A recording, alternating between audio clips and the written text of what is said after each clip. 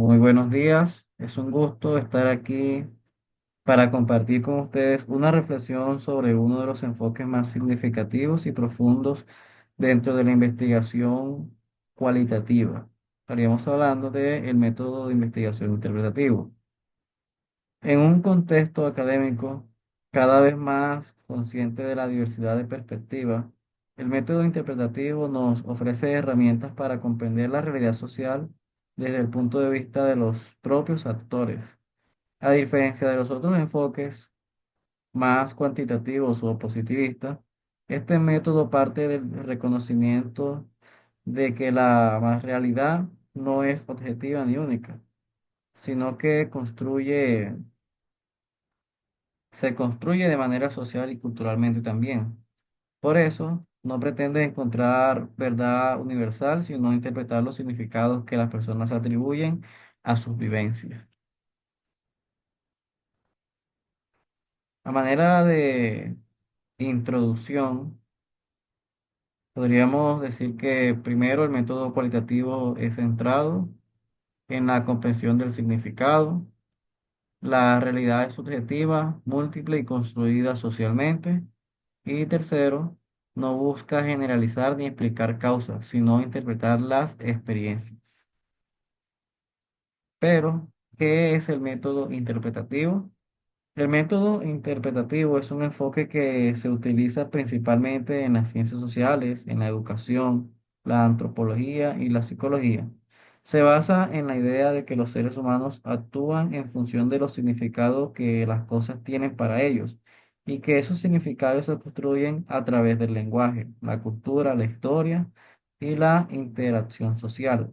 Por eso, el objetivo de la investigación no solo es comprobar una hipótesis, sino comprender la experiencia subjetiva, explorar cómo las personas viven, interpretan y explican los fenómenos que los rodean. Esta comprensión se logra a través de los métodos cualitativos que permiten una aproximación cercana y profunda de las personas y sus contextos. Fundamentos filosóficos. El método interpretativo tiene su base en tradiciones filosóficas que privilegian la comprensión humana sobre la explicación causal. Una de las bases es la hermenéutica, que comenzó como una técnica para interpretar textos sagrados y luego se expandió hacia el análisis de discursos, acciones y estructuras culturales. Actores como Wilhelm Dilthey y Hans-Georg Gadamer consideraban que toda comprensión estaba medida por nuestros propios prejuicios y y los horizontes culturales.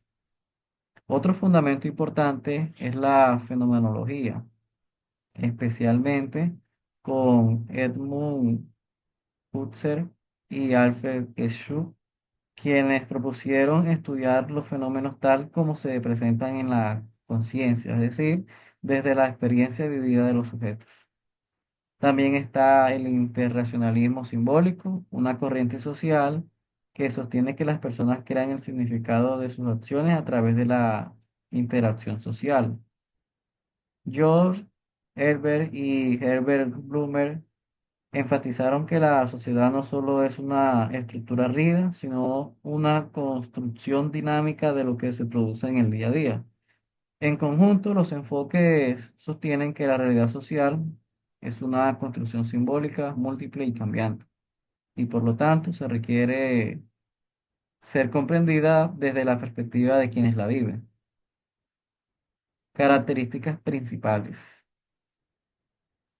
Bueno, la primera característica es la subjetividad como parte del proceso. Estaríamos hablando de, lejos de considerarse una limitación, la subjetividad del investigador y del participante se reconoce como parte esencial del proceso interpretativo. Un enfoque holístico y contextualizado.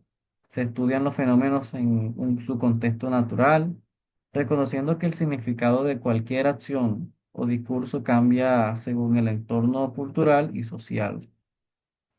Relación activa entre investigador y participante. El investigador no solamente es un observador externo, sino un actor dentro del proceso que dialoga, escucha y reconstruye los significados de los objetos. Tiene un diseño flexible y emergente. Esto quiere decir flexible y abierto. El proceso de la investigación se adapta a medida que se descubren nuevas dimensiones del fenómeno. Y por último, busca una comprensión profunda y detallada. Se emplean entrevistas abiertas, observación a los participantes, historias de vida, análisis de documentos, grupos focales, etc. La meta es construir una interpretación densa, capaz de relevar el entramado de los sentidos que estructura la experiencia humana. Bueno, en ese caso podríamos hablar de un ejemplo práctico. Por ejemplo, aquí tenemos, bueno, métodos comunes, entrevistas en profundidad, observación al participante, análisis de discurso, grupos focales, historias de vida. Lo mencionamos en el último punto de la página anterior. Pero un ejemplo práctico que sería, por ejemplo, supongamos que queremos investigar cómo viven las mujeres migrantes, su experiencia en un país extranjero. Desde un enfoque positivista, podríamos medir, pues, cuántas de ellas tienen un empleo, cuántas acceden al sistema de salud, etcétera. Pero desde un enfoque interpretativo, nos interesaría preguntar, ¿cómo perciben ellas su proceso de adaptación? ¿Qué significa para ellas ser migrantes? ¿Cómo viven la tensión cultural, el racismo, la nostalgia? La intención es reconstruir esas experiencias a través del diálogo, a partir de sus propias palabras y la vivencia, para lograr una comprensión rica y contextualizada. Tenemos el ejemplo que acabamos de mencionar. Fortalezas. Bueno, hablaremos de fortalezas y también hablaremos de limitaciones. Cuando hablamos de fortalezas, pues podríamos resaltar su capacidad para profundizar en la complejidad del ser humano. Se da la voz a los sujetos. La posibilidad de dar voz a grupos tradicionalmente invisibilizados como comunidades indígenas, mujeres y minorías.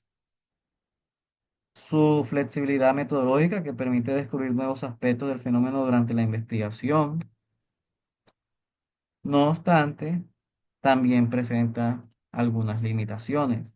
Sus resultados no son generalizables, ya que se centran en casos particulares.